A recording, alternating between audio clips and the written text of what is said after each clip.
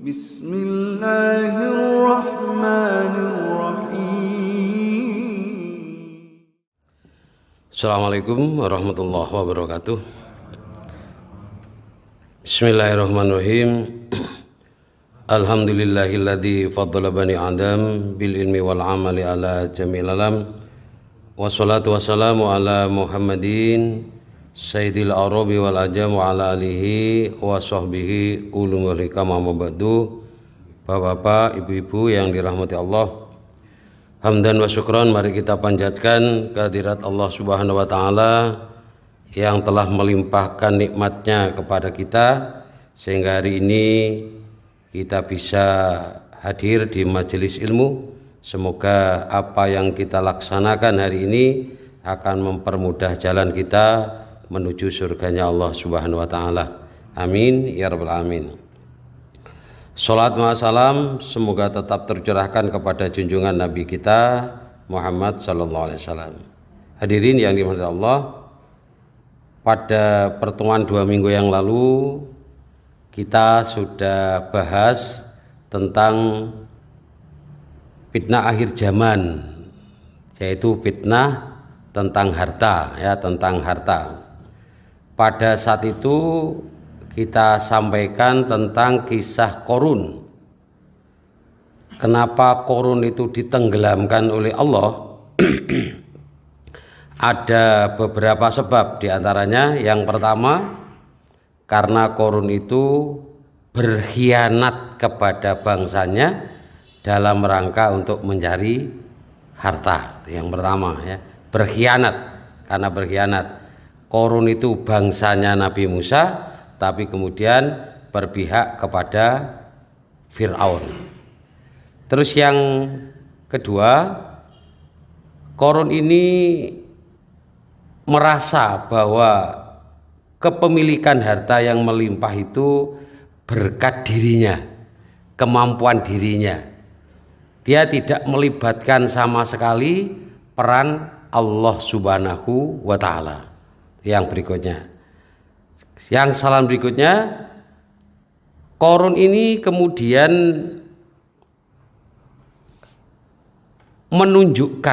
menunjukkan hartanya, pamer harta terhadap orang-orang yang di sekitarnya. Ini biasanya umumnya kalau ada orang hartanya banyak atau apa itu ingin pamer. Nah, ini yang dilakukan oleh Qarun. Terus yang terakhir, Qarun itu kebahagiaan yang dia miliki itu kalau ada harta. Semakin hartanya bertambah, semakin bahagia dirinya. Nah, ini yang kemudian 4 hal ini yang menjadikan Qarun kemudian ditenggelamkan oleh Allah bersama rumahnya, bersama hartanya. Lalu pelajaran apa yang kita ambil di surat Al-Qasas ayat 77 misalnya. Ini yang masih kaitan dengan kisah Qarun. A'udzubillahi minasyaitonirrajim. Agar kita terhindar dari sikap Qarun itu yang kemudian mendatangkan siksa dari Allah Subhanahu wa taala, maka di ayat 77 surat Al-Qasas, wabtaghi fima atakallahu darul akhirah. Pertama, ya, carilah pahala negeri akhirat dengan apa yang telah dianugerahkan Allah kepadamu. Jadi di situ ada stressing fima atakallahu, apa yang Allah anugerahkan. Artinya semua yang kita miliki di dunia ini sebenarnya pemberian dari Allah, amanah dari Allah Subhanahu wa taala yang nantinya akan dipertanggungjawabkan. Maka amanah yang Allah berikan di dunia itu untuk apa? Wabtagi al-akhirah, darul akhirah, difokuskan untuk mencari pahala di akhirat. Karena kehidupan kita yang sebenarnya kan di sana. Jadi kalau kita punya harta misalnya, ya, punya harta, Kalau harta ini hanya kita gunakan untuk poya-poya saja, lalu kita tidak pernah misalnya perhatian terhadap fakir miskin, tidak pernah perhatian terhadap tempat-tempat ibadah, tidak pernah perhatian terhadap misalnya pendidikan, itu harta kita hanya untuk poya-poya, dihabiskan saja di dunia, maka tidak mengarah kepada tujuan tadi itu. Tujuan diberikan harta oleh Allah itu tujuannya apa? Wabtagi, ya, wabtagi ad-darul akhirah, yaitu mencari pahala di akhirat. Yang kita kumpulkan itu, karena nanti saat kita kembali di akhirat itu hanya ada dua yang akan kita bawa. Yang pertama pahala, yang kedua dosa. Itu mesti dua ini yang akan. Tidak ada sudah. Yang namanya harta emas tidak akan kita bawa, Ya. Misalnya saya punya kebiasaan. Jadi kalau saya pergi ke masjid misalnya, kalau pergi ke masjid kemudian wudhu di situ atau pas melakukan sesuatu yang di masjid itu, buang air kecil atau apa, saya tidak boleh tidak berinfak di situ. Kenapa? Loh, butuh pemeliharaan. Jangan-jangan kita sering ke masjid misalnya, kalau di Alba Muda ini kan luar biasa nih ya, bersih, bagus ya. Kalau di masjid-masjid tertentu kadang kan kalau kita ke kamar mandinya, ke toiletnya itu kotor. Nah, kita sering kata dus kotor, kamar mandinya kotor. Tapi kita terbatas ngomong kotor. Ben bersih ya apa? Nyumbang enggak? Nek gak nyumbang cuma ngomong kotor ayo ya, terus siapa? Nah itu. Makanya saya berusaha kalau ke masjid jangan sampai tidak memberikan kontribusi saat kita menggunakan fasilitas yang ada di masjid.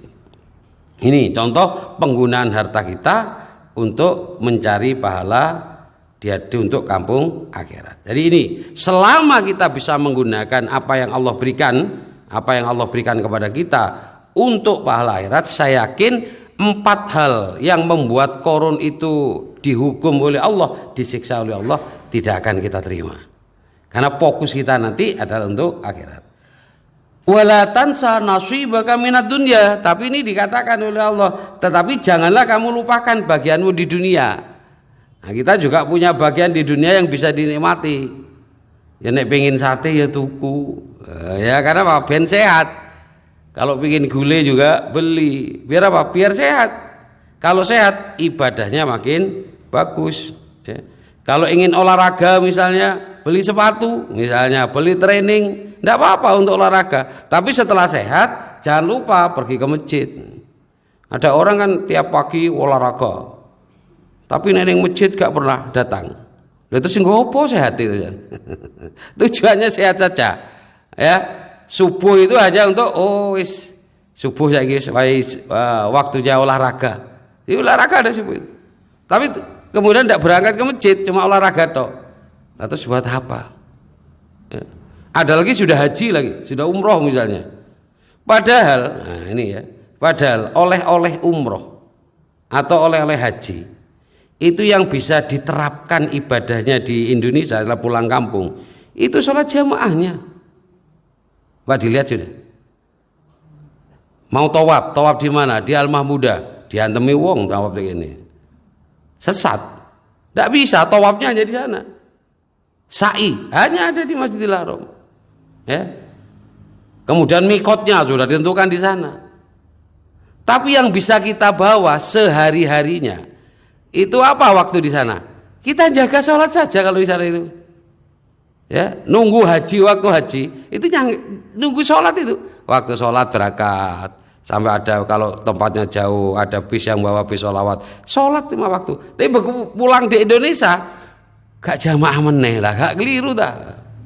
Apa terus oleh-olehnya? Nah ini yang jadi masalah ya, jadi masalah. Di orang yang sudah pergi umroh, pergi haji, justru kok tidak jamaah lagi ke masjid, itu ya pikirannya tidak ada oleh-oleh yang diterapkan. Tapi jangan salah, keliru, ada salah persepsi ya. Saya dulu pernah ada demo itu ya, waktu itu Bentang Film, saya ingat benar itu. Dia naik di gedung MPR itu terus ditulisi, waktu nggak salah jujur loh gitu ya. Pas hari Jumat, terus ditanyakan itu, saya ingat itu, ditanyakan, loh Bapak ini kan nggak Jumatan, loh saya sudah Jumatan di Arab Saudi, di Mekah, sekali Jumatan berapa pahalanya itu? Kalau hanya sekali saya nggak Jumatan, saya akeh sisane.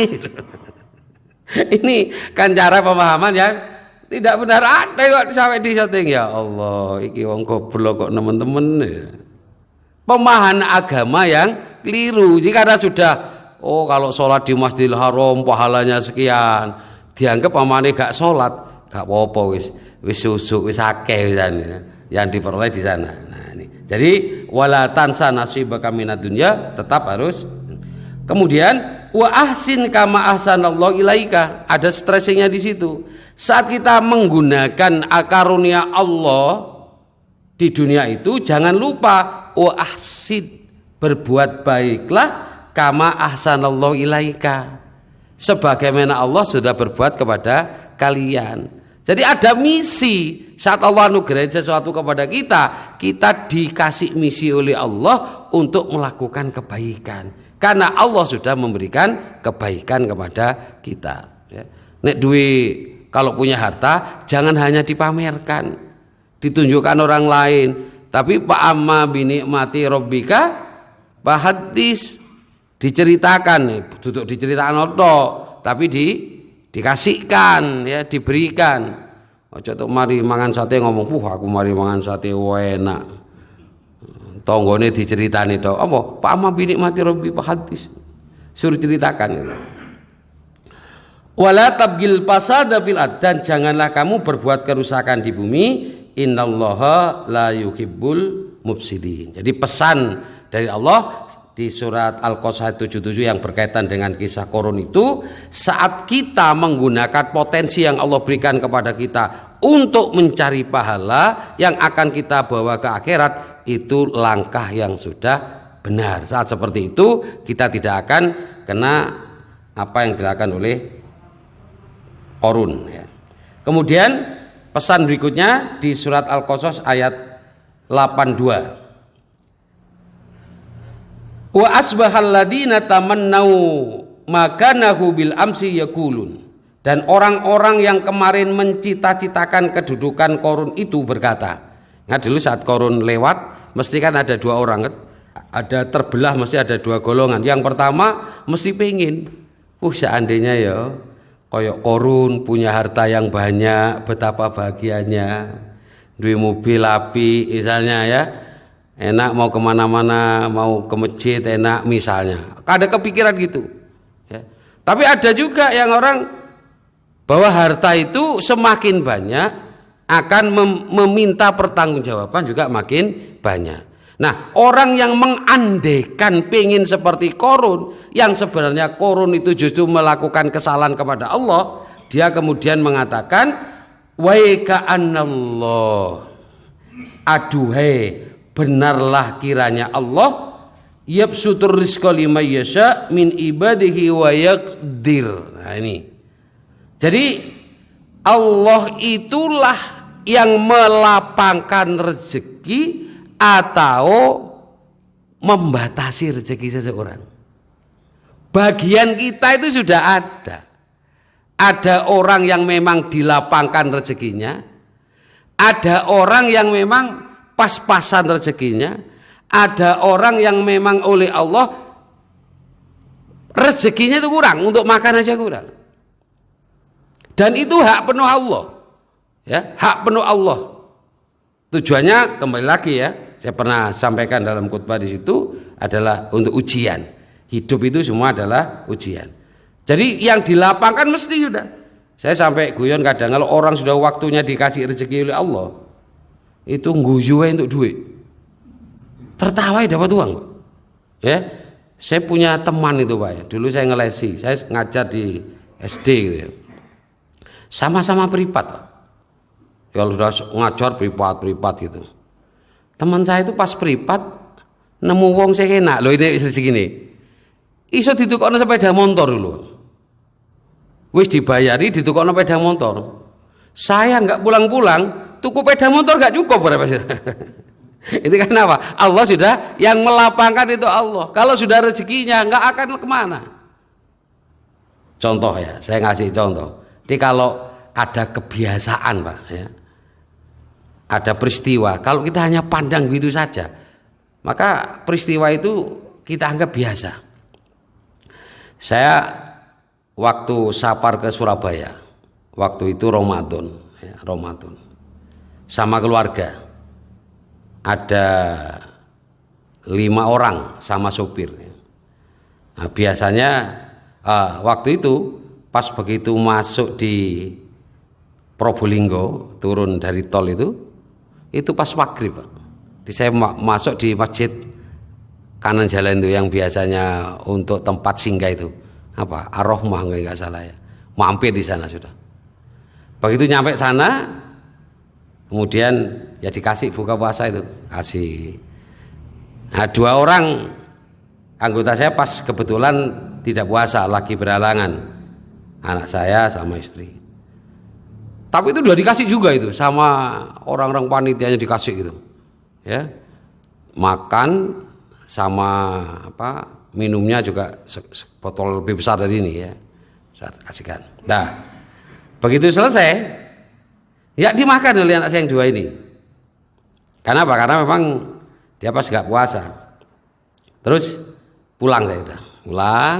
Saat pulang, begitu nyampe di pos jaga rel kereta api Malasan nggak salah ya, Malasan itu, lo penjaganya itu keluar pas saya berhenti, memang mau ngasihkan itu ya, 2 itu. Begitu dia keluar tak kasihkan, ini Pak 2-nya tak kasihkan, tuh buaka. Coba saya tanya, kira-kira orang yang nggak datang ke masjid itu dapat jatah makanan dari masjid itu nggak untuk buka puasa? Dapat jatah makanan nggak Pak? Nggak mungkin dapat yang nggak datang ke masjid, ya nggak mungkin dapat kan? Kenapa loh? Itu memang dibagi di masjid untuk buka puasa. Tapi karena Allah sudah ngasih rezeki, oh nanti penjaga pos pintu penjaga rel kereta api itu dapat jatah 2, dapat makanan. Maka Allah ngutus yang namanya Buari berangkat ke Surabaya, pulang itu diatur oleh Allah kecepatannya itu. Kalau sampai Banten pelan. Tujuannya apa? Biar nyampe di masjid itu pas maghrib. Tujuannya Pak, ngambil jatahnya 2 orang tadi itu. Setelah itu apa? Diberikan. Memang jatahnya. Oh nyoba kasihkan loh. Ini apa kebetulan? Bukan. By design oleh Allah Subhanahu Wa Taala. Kalau sudah jatahnya, ada yang ngantarkan, yang biasanya nggak mungkin dia dapat. Tuh. Jadi kalau itu peristiwa hanya kita pandang biasa, Pak. Ya sudah selesai. Tapi kalau kita amati, ya Allah Subhanallah, Allah kalau ingin memberikan rezekinya, jatahnya, sing diutus sih wong teko Jember ya, kasihkan harus jalan ke Surabaya dulu. Ada peristiwa lagi. Ini kecil sebenarnya. Ya, saya kebetulan ada acara buat buku. Saya kebetulan sekretaris MGMB Matematika Jawa Timur, Pak. Saya di Jawa Timur. Kemudian buat buku, pas waktu mau ke Mojosari, nah itu mau cari. Google Map-nya itu sudah benar, belok nganan, mestinya terus. Saya berdua. Tapi teman saya itu, Pak nganan Pak, gak terus lah, nganan. Begitu nganan, keliru Pak. Balik saya. Saat balik itu, saya harus melewati yang namanya polisi cepek. Orang yang suka nyebrangkan itu. Oh, ngeluarkan uang. Saya kasih 1.000 waktu itu. Pak, baru balik lagi ke tempat itu, baru lurus. Coba kalau pikiran, kalau Allah sudah ingin memberikan rezekinya, uangnya orang tadi itu, yang tukang nyebrangkan 1.000, saya harus keliru dulu. Tidak boleh terus saya. Harus keliru dulu, muter. Tujuannya apa? Ngasihkan yang 1.000 tadi. Jatai orang tadi kasihkan dulu, baru kamu terus. Loh, kalau jatahnya. Tidak ada keliru. Makanya tidak perlu ditakutkan masalah rezeki. Karena rezeki itu mesti kalau jatahnya akan tetap datang dari peristiwa itu, ya Allah, subhanallah, Allah kalau sudah waktu rezekinya mesti dikasihkan oleh Allah Subhanahu wa taala. Makanya di sini kalau kita sudah punya keyakinan Allah yang melapangkan, Allah yang membatasi rezeki, maka pada saat itu kita akan menjadi orang yang qanaah, akan menerima apa yang Allah berikan. Kalau datang dari Allah mesti itu sebuah kebaikan ya. Nih. Laula amannallahu alaina la khosaba bina. Sekiranya Allah tidak melimpahkan karunia-Nya pada kita, kata orang ini, tentu Dia telah membenamkan kita pula. Karena bercita-cita sebagaimana Qarun itu. Wa ka'annahu la yublihul kafirun. Aduhai, benarlah kiranya tidak beruntung orang-orang yang mengingkari nikmat Allah. Nah, ini pelajaran ya, pelajaran dari kisah Qarun, bahwa yang pertama tujuan karunia itu hanya untuk mencari ridho Allah, atau bahasanya mencari pahala untuk akhirat. Yang kedua, kita harus yakin lapang atau terbatasnya rezeki bagi seseorang itu adalah kehendak dari Allah Subhanahu wa taala ya. Ada bicara apa, ada omongan yang terkenal itu, pekerjaan boleh ditiru tapi rezeki tidak bisa ditiru, nggak bisa ya kalau namanya rezeki. Nah, kisah Qarun selesai. Saya akan lanjutkan dengan kisah berikutnya yang sama nanti ini tentang harta, yaitu kisah dua kebun, pemilik dua kebun. Yaitu surat Al-Kahfi ya, ayat 32. Wadrib lahum mathalar rajulain.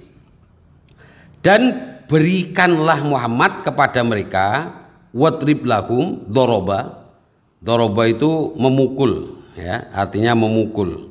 Orang jalan juga dikatakan doroba karena memukulkan kakinya ke tanah, doroba.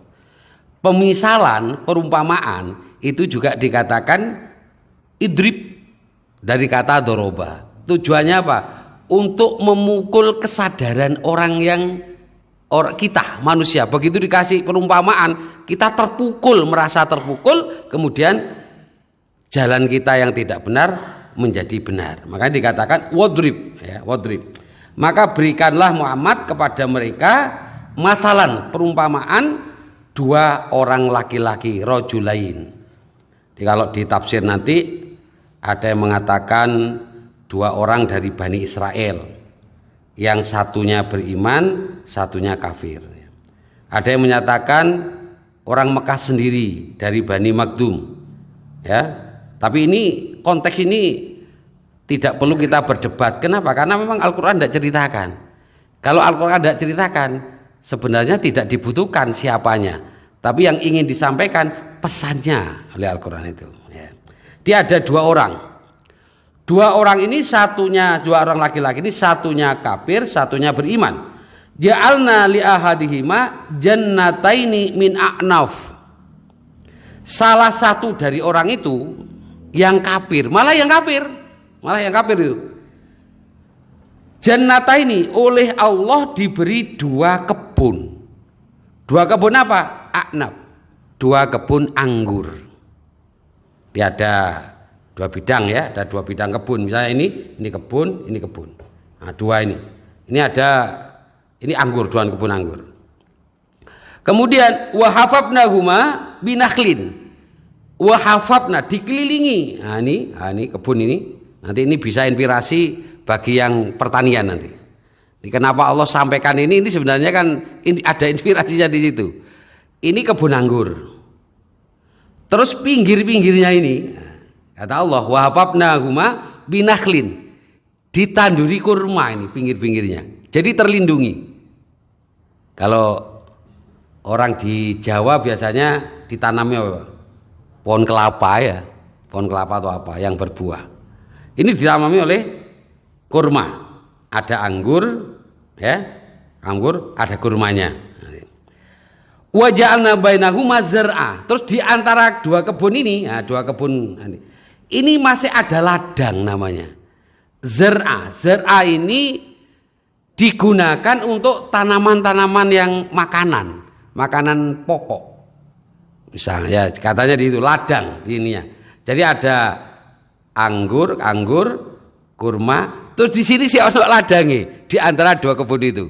Wah, nanti yang punya dua kebun yang seperti ini bisa ditiru ya. Apa inspirasi ini perlu ditiru. Karena kalau Al-Qur'an nyampaikan mesti itu bukan main-main. Kenapa kok disampaikan seperti itu? Itu mesti petunjuk. Ya, mesti petunjuk itu. Anggur jenisnya apa? Ya, jenis tanaman apa? Terus kok dikelilingi oleh kurma.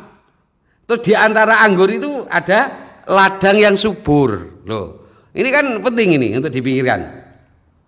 Kemudian kiltal jannataini atat ukulaha. Kiltal jannataini, kedua kebun itu atat itu hasil dari kebun itu tidak ada yang terbuang, Pak. Semua berguna, bermanfaat, termakan. Ini digambarkan sampai seperti itu loh ya. Orangnya lu kafir loh ya. Orangnya kafir ini ya. Terus kita saja misalnya kita beli anggur, itu enggak semua manis. Ono sing kecut kadang gitu ya. Wis manis ono sing kecut kadang. Tapi ini kata Allah katakan atat ukulah.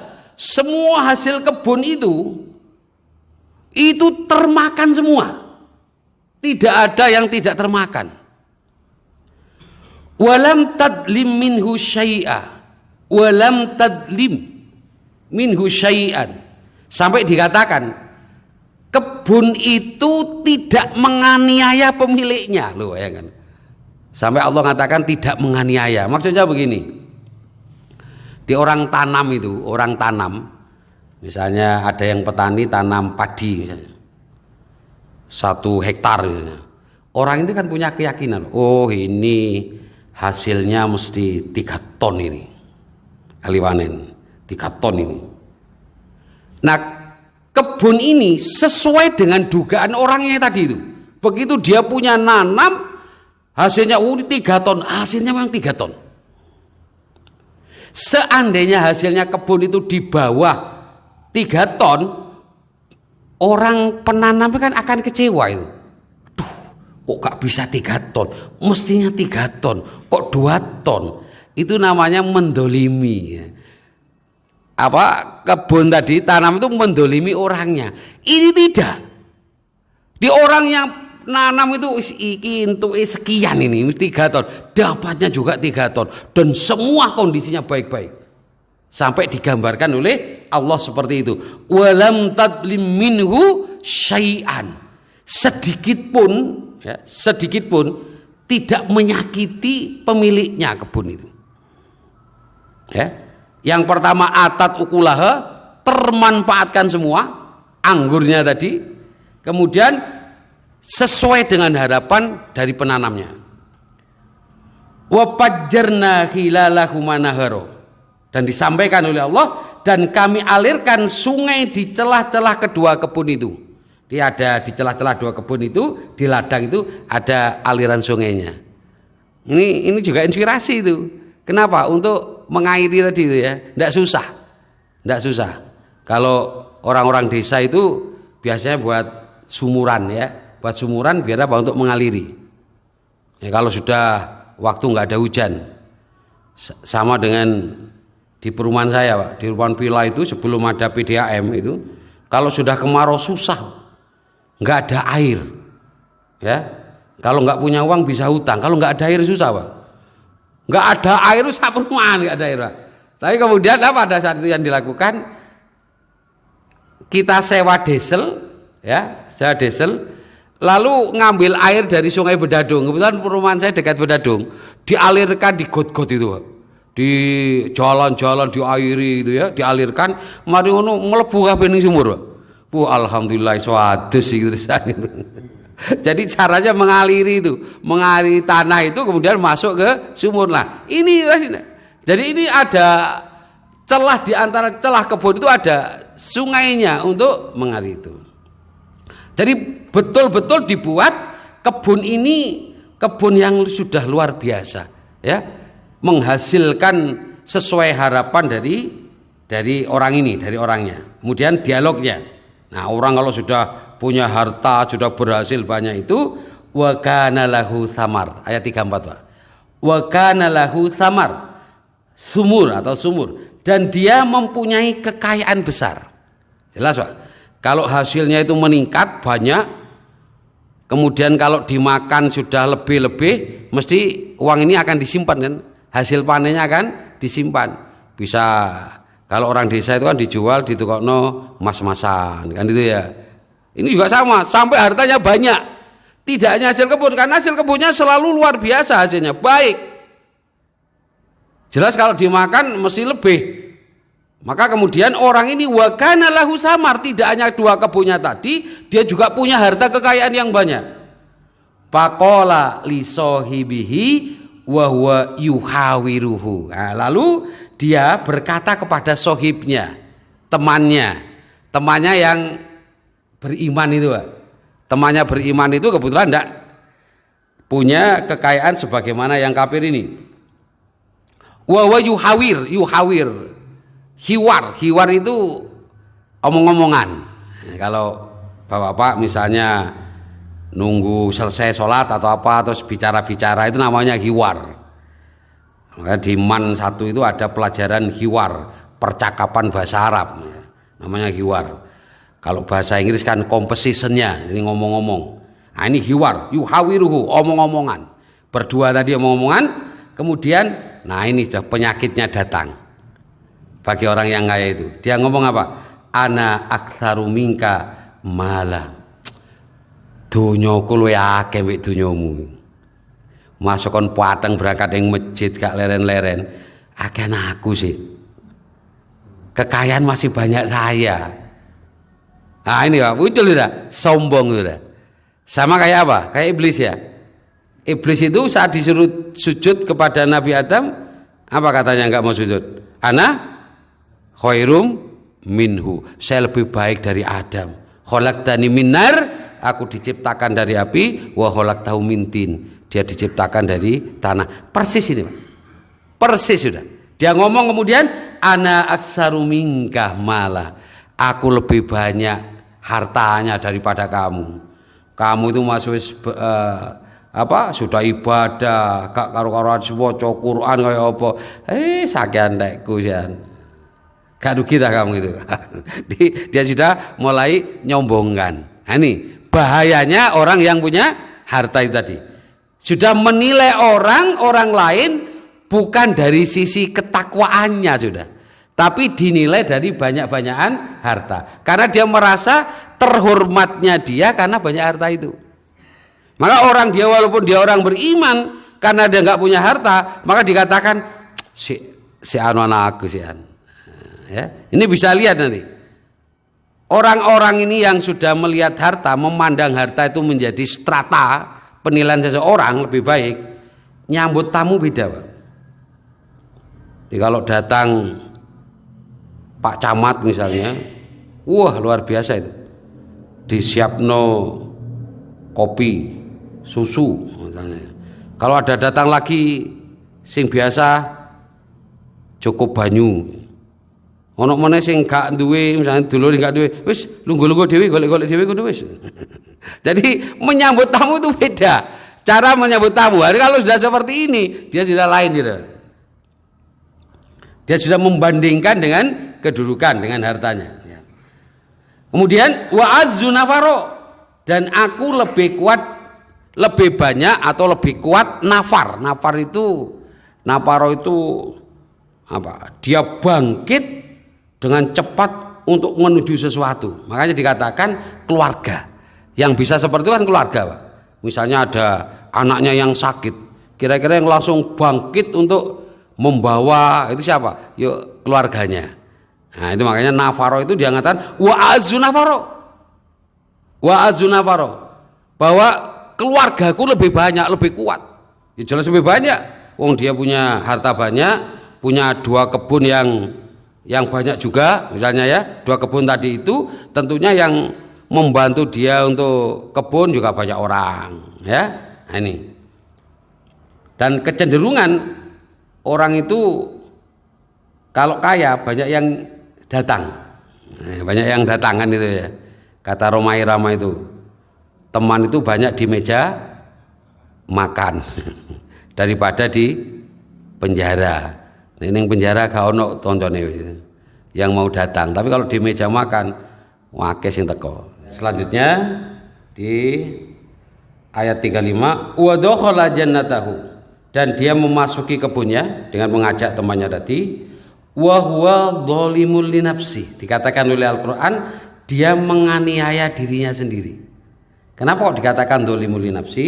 Yang pertama sombong, angkuh itu. Jadi merendahkan orang lain tadi. Terus yang kedua dia kafir. Dia tidak beriman kepada Allah. Qala, lalu dia berkata kepada temannya, ma'adunnu antabidahadihi abada. Aku kira kebun ini tidak akan binasa selama-lamanya. Jadi kalau orang itu Pak, kalau orang itu sudah biasa misalnya, hasilnya sesuai dengan, ini hasilnya mesti 3 ton, besok lagi 3 ton, terus seperti itu, maka pikirannya tidak akan punya pikiran, tidak mungkin dia nanti akan turun dari 3 ton. Kenapa? Dia merasa sudah, biasa saya sudah ahli di sini, sudah ahli, hasilnya seperti ini, sehingga muncul seperti ini, akan kekal ini, mesti akan terus seperti itu. Apa pikirannya di situ? Ma'adunnu antabidahadihi abada.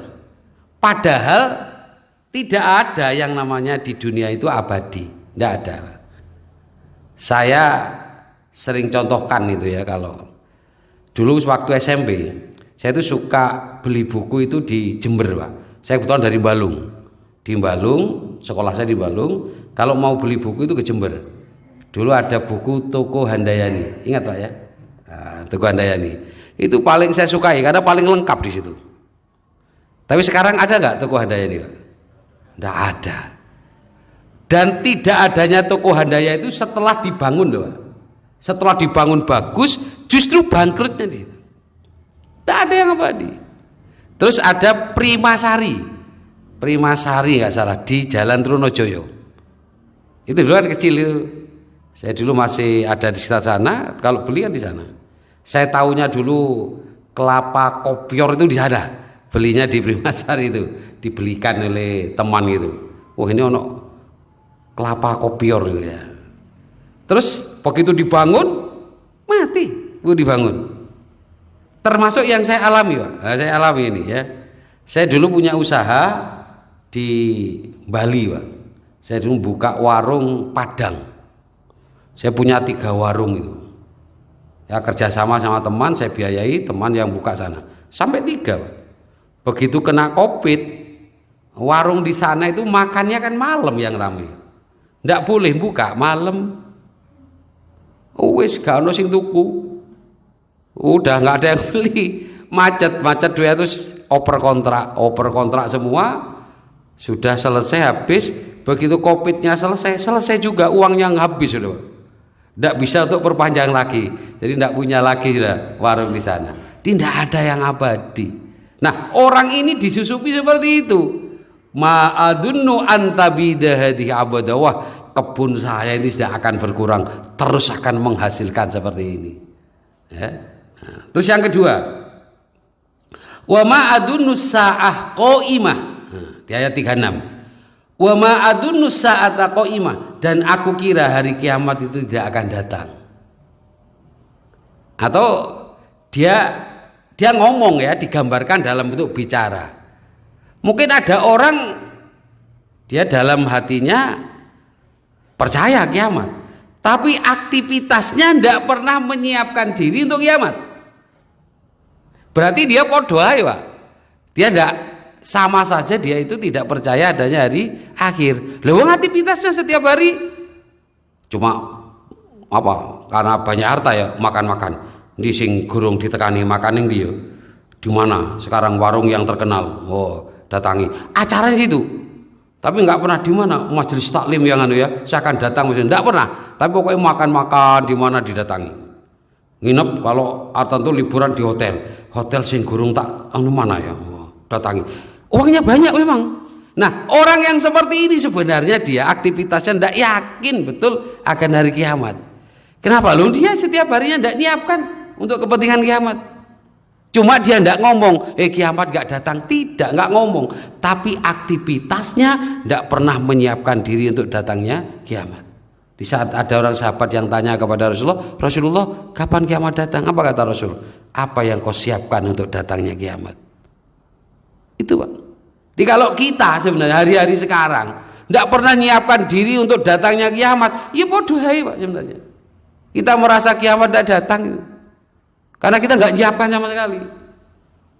Asik dengan dunia. Nah ini. Kemudian berikutnya, walair ruditu ila robbi, dan jika sekiranya aku kembalikan kepada Tuhanku, la ajidanna khairam minha munqalaba, pasti aku mendapat tempat kembali yang lebih baik daripada ini. Nah, dia salah menilai lagi. Karena hidupnya di dunia dia bergelimang harta, hidupnya nyaman, maka dia mikir, kalau saya ke akhirat nanti, misalnya ada kiamat, saya kembali menurut keyakinan kamu. Ini kan hiwar Pak, omong-omongan sama temannya, saya mesti akan lebih baik tempat kembalinya dari sekarang. Kenapa? Karena dia sudah punya ukuran bahwa orang yang sukses adalah orang yang banyak harta. Maka jadi itu ukurannya. Semua itu akan dinilai dengan hartanya sampai dia kembali kepada Allah. Padahal di hadapan Allah bukan orang yang mulia itu bukan banyak hartanya, bukan orang yang jabatannya tinggi. Apa Pak? Inna akmarumakum indallahi atqakum, yang paling takwa, yang mulia di sisi Allah itu adalah yang paling takwa. Ini kesalahannya dari orang tadi itu ya. Jadi kalau orang itu sudah, makanya ditakutkan oleh Rasulullah Pak, kalau sudah dunia itu dibuka, orang itu semakin mudah fasilitas dunianya itu, makin dibuka oleh Allah. Saat seperti itu yang ditakutkan oleh Rasulullah SAW. Maka yang pertama kesalahannya, dia sombong, merendahkan temannya yang tidak punya. Terus yang kedua, dia sudah yakin bahwa semua yang ada di dunia ya, hasil kebunnya itu sesuai keinginannya. Tidak akan ini, mesti hasilnya sesuai keinginan saya. Kalau saya ingin hasilnya sekian, ya sekian. Nah itu ya, itu kesalahan yang kedua. Terus yang berikutnya, aktivitas sehari-harinya dia tidak pernah menyiapkan diri untuk kembali ke akhiratnya. Dengan yang pesan tadi di Korun itu, peristiwa Korun itu, wabtagi fima ataqallahu darul akhirah. Kita mestinya menyiapkan kegiatan kita sehari-hari untuk kampung akhirat. Ini tidak ya. Walair ruditu. Kemudian yang berikutnya, walair ruditu ila la'ajidanna khairam minha munqalaba. Dia merasa kalau dia kembali kepada Allah nanti di akhirat dia juga akan mendapat mulia sebagaimana saat dia di dunia dengan bergelimang harta benda atau dia punya jabatan yang tinggi ya, saya gitu. Nah, kemudian di ayat 37 temannya menasehati. Nah, ini ya. Jadi temannya tidak terpengaruh oleh temannya. Biasanya kita kan kalau ada teman yang kaya, hartanya banyak, dia punya perilaku jelek, mau mengingatkan kan sungkan. Apa? Ikut dunyane luwih akeh itu. Atau kita punya teman yang jabatannya tinggi, dia punya perilaku yang salah. Kita kalau mau mengingatkan kadang mikir-mikir tuh. Gak enak, ini dua jabatan ini kepalaku, gak berani. Tapi orang ini karena temannya dia mau mengingatkan ya. Di ayat 37 qala lahu sahibuhu wa huwa yuhawirhu, yang sambil omong-omongan tadi dia mengatakan akafarta billadzi khalaqaka min turab, apakah kamu ingkar kepada Tuhan yang menciptakan kamu dari tanah, summa min nutfatin summa sawwa karojula. Ini di pertama, ini pelajaran sebenarnya Pak. Di saat orang itu sudah hilang kendali, dia sudah tidak mau tunduk kepada Allah, maka ingatkan pertama apa? Asal mula dirinya. Asal mula dirinya diingatkan. Ini temannya mengatakan, kamu itu dari tanah. asal mula nenek moyangmu itu dari tanah. Nabi Adam kan diciptakan dari tanah.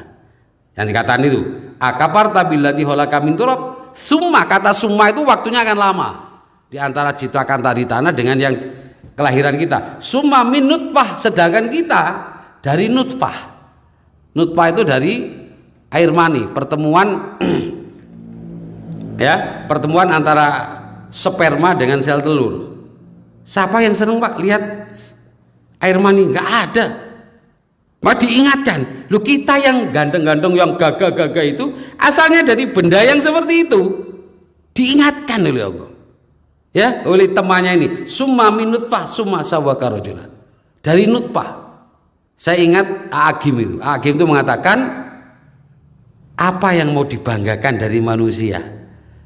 Manusia itu 2 kali keluar dari tempat kencing.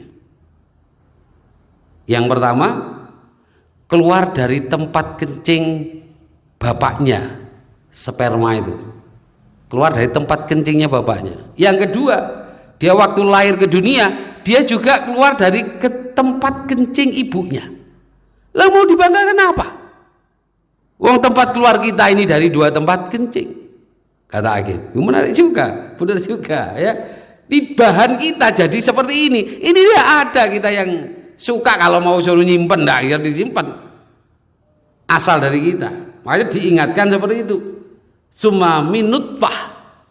Kemudian summa sawwaka rajula, baru dibentuk menjadi seorang laki-laki yang tegar seperti itu. Jadi ingatkan asal mula kita itu dari apa? Ya, asal mulanya kalau ada orang yang sudah melampaui itu. Lakinna wallahu rabbi. Tetapi aku percaya bahwa dialah Allah Tuhanku. Nah, ini dia tetap konsisten dalam bentuk keimanannya, tidak terpengaruh oleh temannya yang punya harta kekayaan yang banyak.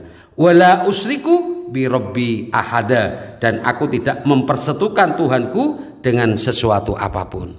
Nih, kenapa orang yang orang yang menghambakan dirinya ke dunia itu sebenarnya sama saja dia sudah melupakan Allah. Ya. Orang hidup itu kan wa ma khalaqtul jinna wal insa illa liya'budun. Penghambaan kita, hidup kita itu hanya pada Allah. Yang kita cari itu hanya cari ridho Allah. Aktivitas kita itu hanya tujuannya kepada Allah. Tapi kalau orang aktivitasnya hanya dunia sebagaimana digambarkan ini, sebenarnya dia sudah tidak menghamba lagi kepada Allah.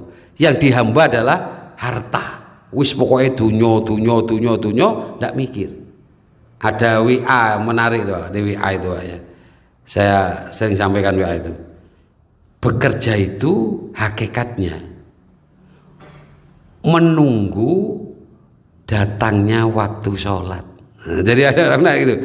Jadi bekerja itu selingan atau waktu menunggu datangnya waktu sholat. Jadi yang jadi fokus kita sholatnya sebenarnya, bukan bekerjanya itu. Jadi kalau fokus kita kerjanya, sholat bisa diabaikan. Bisa kita lihat ya, tukang-tukang itu kan ada tukang, tidak semua tukang. Tapi kebanyakan tukang itu nek wis istirahat itu untuk sholat apa enggak Pak? Enggak, biasanya apa? Tidur. Nah ini bedanya ya. Saya kira itu yang bisa saya sampaikan sampai ayat 37 38. Mudah-mudahan kita terhindar dari fitnah akhir zaman, yaitu fitnah harta. Amin ya rabbal alamin. Kita tutup dengan doa kafaratul majelis. Subhanakallahumma wa bihamdika asyhadu an la ilaha illa anta astaghfiruka wa atubu ilaik. Alhamdulillahirabbil alamin. Assalamualaikum warahmatullahi wabarakatuh. آتاك الله الدار الآخرة ولا تنس نصيبك من الدنيا وأحسن كما أحسن الله إليك ولا تبغ الفساد في الأرض إن الله لا يحب المفسدين.